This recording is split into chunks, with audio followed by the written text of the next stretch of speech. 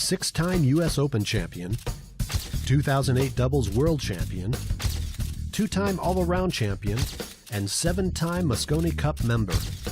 Just a few of the accomplishments that the current #1 pool player in the United States has achieved. Shane Van Boening turned pro in 2006. He not only has brought home a lot of hardware, but has also gained praise and respect by pool players all over the world.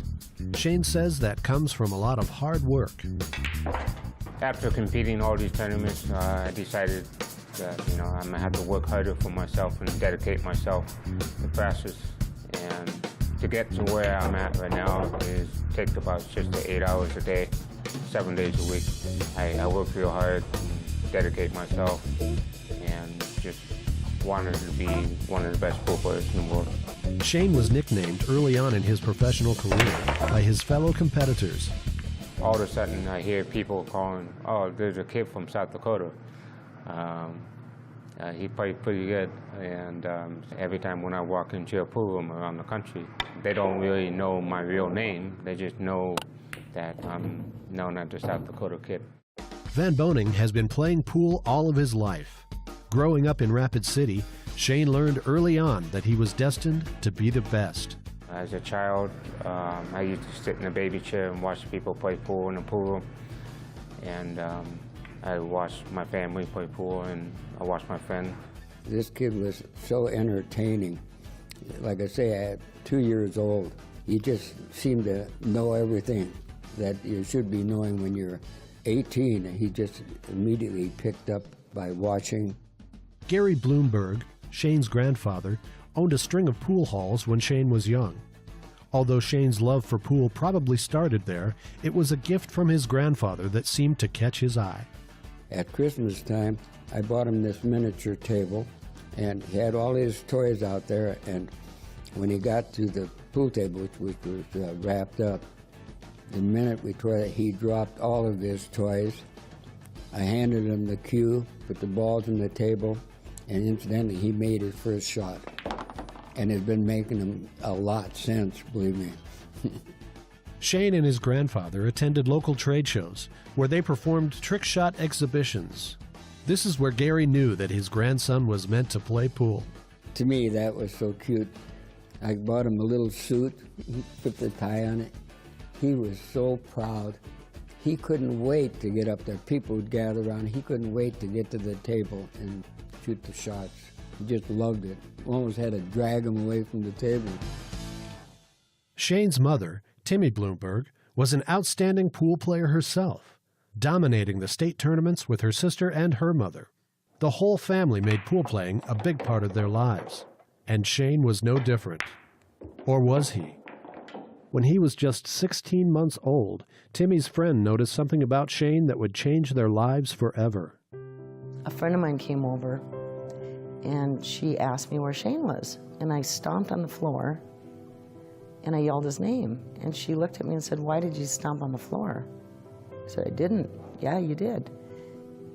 And then she said, he can't hear. Shane was born with near total loss of hearing in both ears. A normal conversation like this would be at around 30 to 40. And without hearing aids, Shane hears at 80 and 85. So with his hearing aids, I think it brings it down to about 30. So there's still that lower part of a conversation, though. It wasn't easy growing up with a hearing impairment. Shane found comfort in the game of pool. My hearing impairment, when I go into school, is there were a lot of bullies in my days.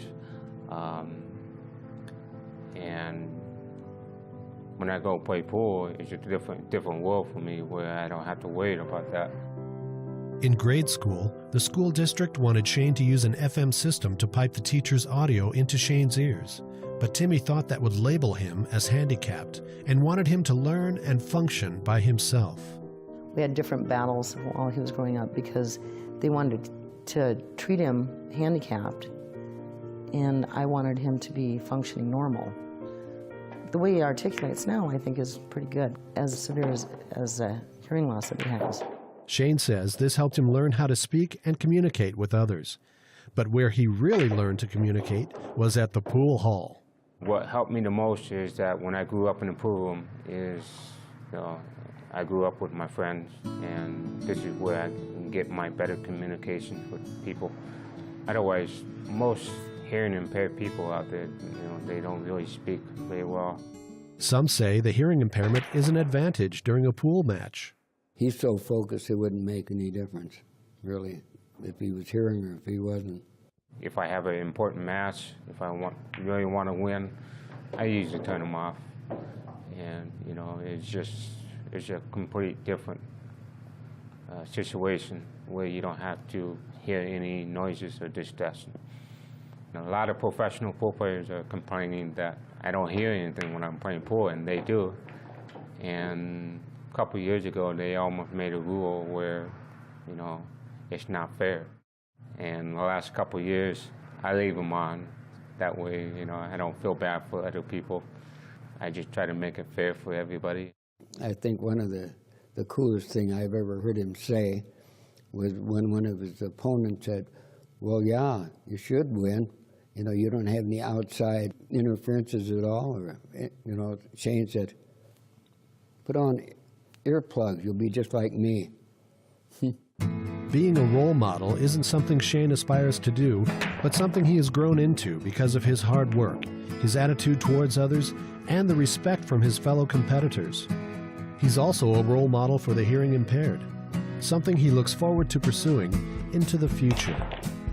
The role model thing that he's got going on with that, it's not just that, little kids can look up to him and go, I want to be a world champion like him. How about all the handicapped kids that can look and go, you know what, I don't have to be handicapped.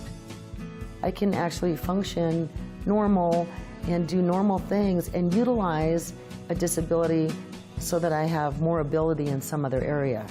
So Shane's a great role model for things like that. I want to help other hearing impaired kids and have them have a good future for themselves and let them know that you can do whatever you want. And I think that's important for me.